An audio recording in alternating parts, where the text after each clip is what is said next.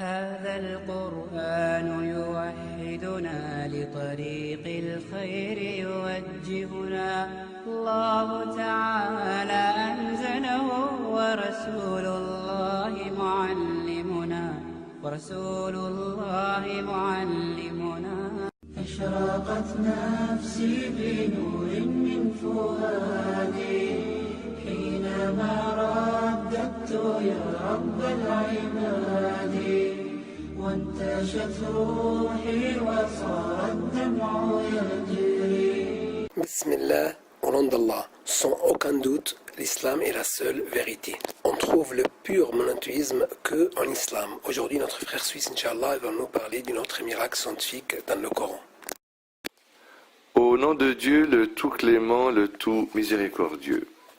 Masse d'eau maritime, mêlée mais distinguable. Allah, exalté soit-il, dit: Il a donné libre cours aux deux mers pour se rencontrer. Il y a entre elles une barrière qu'elles ne dépassent pas. Lequel donc des bienfaits de votre Seigneur nieriez-vous?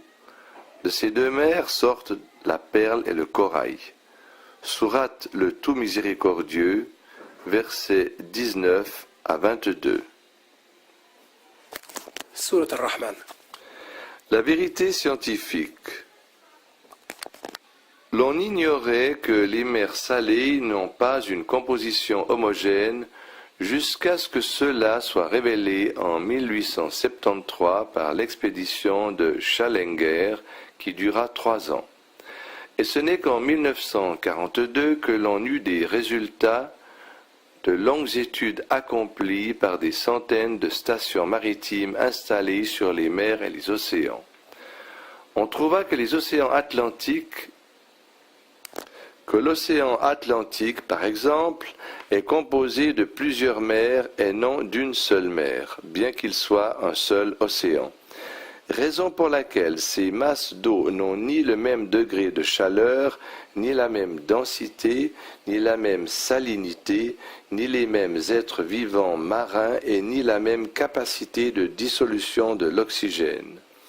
Toutes ces disparités qui sont perceptibles dans le même océan sont encore plus aiguës quand l'on compare plusieurs mers telles que la mer Méditerranée et l'océan Atlantique ou telles que la mer Rouge ou le golfe d'Aden, qui se rencontrent à certains endroits. Il faut signaler à cet effet qu'en 1942, l'on sut pour la première fois qu'il y a des mers dans lesquelles des eaux de différentes origines se déversent sans pour autant que ces eaux acquièrent des caractéristiques homogènes. En réalité, les eaux de mer ne sont aucunement stables. Elles sont en perpétuel mouvement, ce qui fait qu'elles s'entremêlent, mais tout en gardant leur spécificité concernant leur degré de salinité, de chaleur et de densité.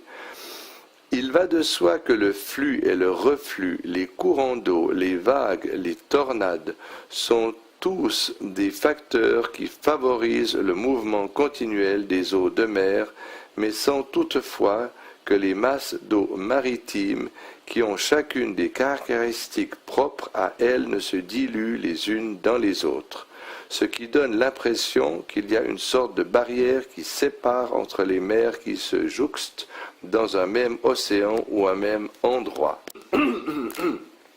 Miraculeux. Aspect miraculeux.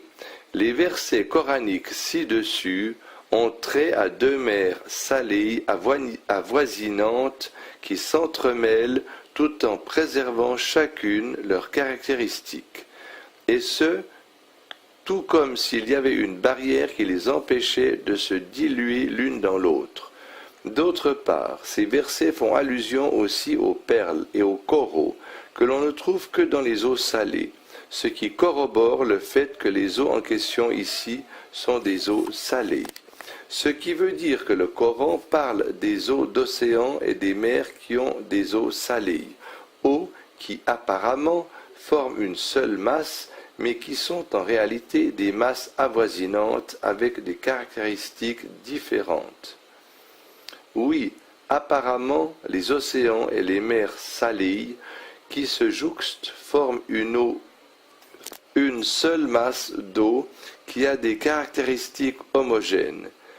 Mais en réalité, ce sont des masses d'eau différentes du point de vue du degré de salinité, de chaleur et de densité.